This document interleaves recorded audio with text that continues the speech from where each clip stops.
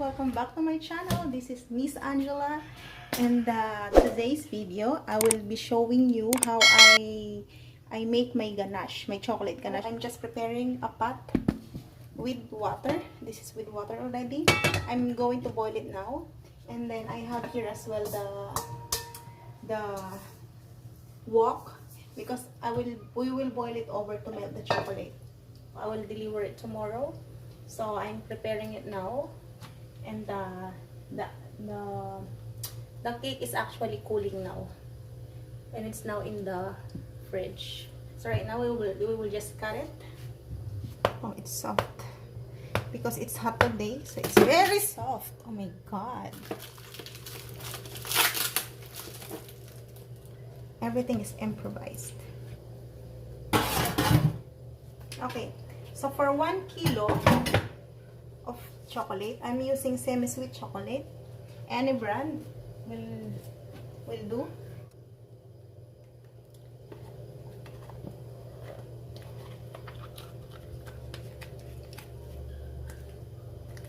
So ayan na guys. So it's all prepared now. I'm just waiting the water to boil, and I will just explain to you that for 1 kilo of chocolate, we need at least 250 ml. And this recipe, this covers already 2 cakes, 2 of 8 by 5 or 8 by 4 cakes. So guys, now we are now boiling it over. It's just quick.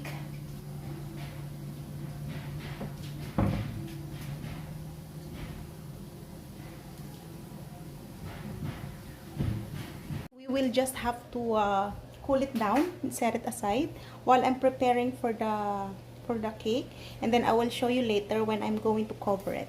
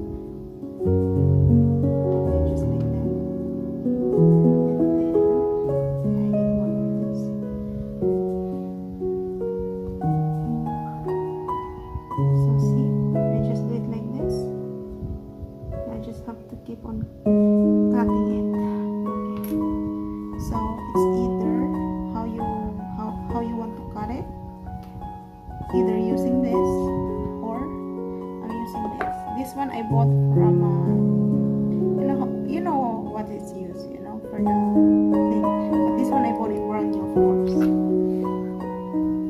So I'll just show you how to use this, which is easy, but it keeps sticky. So what I do, I rather use this. I prefer using this. See?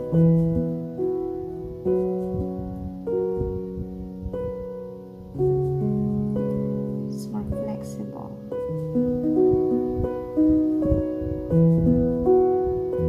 And it's more cleaner cut. And that's what we want. Guys, my fingers aren't, my hands aren't dirty, huh? It's just the food coloring.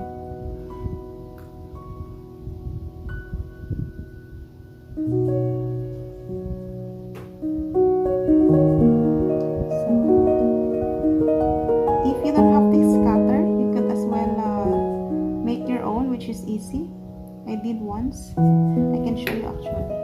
So, if you don't have the cutter, okay, what I do, I just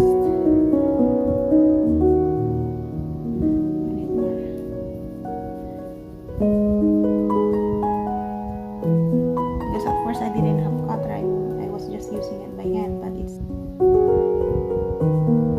something like that.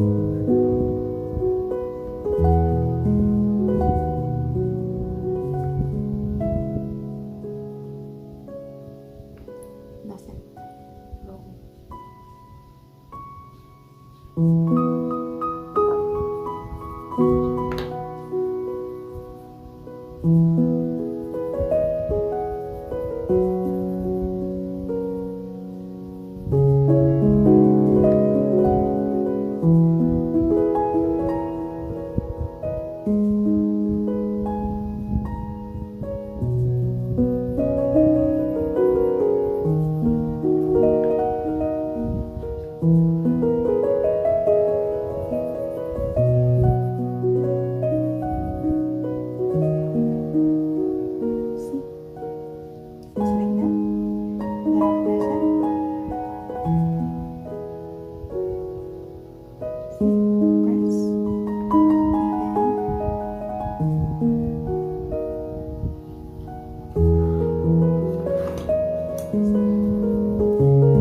Sometimes you don't need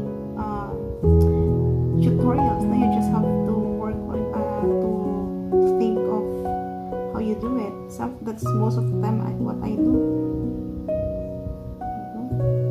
Then you just have to make a line here.